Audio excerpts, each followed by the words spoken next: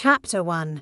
The girl in the walls. They said Maya disappeared, but in apartment 709, the new tenant, a young artist named Liam, started hearing scratching behind the walls. At first, it was soft. Then it became a voice, a woman's voice. Don't listen to them.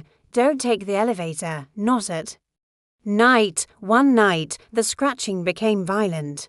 He peeled back part of the drywall behind his closet and found something horrifying. A mirror embedded into the structure of the building. On the other side, a woman's eye stared back, Maya. But she didn't blink, and when he moved, the reflection didn't. It watched him. Chapter 2. The whispers below. Liam tried to leave the building, but every stairwell looped back to the same floor. The fire escape had disappeared. And in the elevator, the panel was now blank. No numbers. Just one glowing symbol, a spiral eating itself. He didn't touch it. The elevator moved anyway. Down. The doors opened to a world that shouldn't exist. A sky with no stars. Buildings turned inside out. Shadows of people screaming in silence, walking upside down on ceilings. A huge cathedral of bone stood in the distance, its bells tolling in reverse time. And at the top, a figure watched. Its body covered in dozens of Maya's faces, stitched into its skin. Each face blinked separately. Some wept. Some laughed. One whispered, "You brought him. You brought the next." Chapter 3. The puppet room. Liam was dragged into a chamber by invisible hands. Inside were wooden mannequins, hundreds. Each had a human heart beating in its chest. And above them, strings connected to a ceiling made of eyes. Every mannequin moved as if alive, mimicking pain, love, fear. Some danced. Some begged for death. One mannequin looked just like him.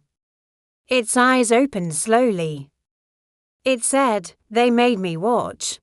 They made me remember every version of myself. Now they want you." Suddenly, the mannequins turned their heads in unison.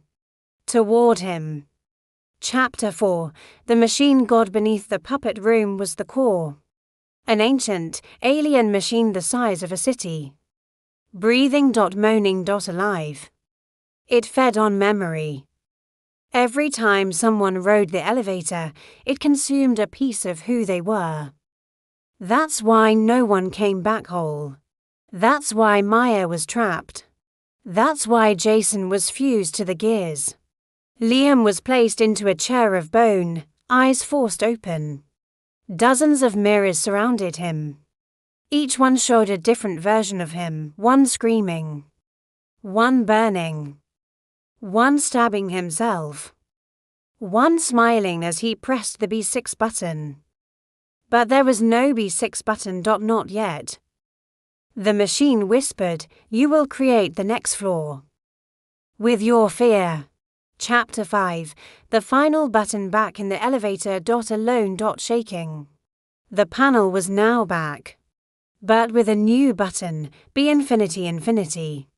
No escape. No return. No memory. The elevator spoke for the first time. A voice that sounded like everyone Liam ever loved merged into one. All passengers eventually descend. The only question is how much of themselves they'll keep. He reached for the button. Not to press it, but to tear it out. His finger touched it. And everything went black. Epilogue. The new face in the apartment lobby. The doorman watches the elevator. It opens. A young woman walks out. She's smiling. Her eyes glow for a second, just for a moment. Then fade. On the panel, a new button appears. No one sees it, not yet.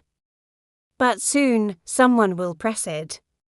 And the elevator will begin again.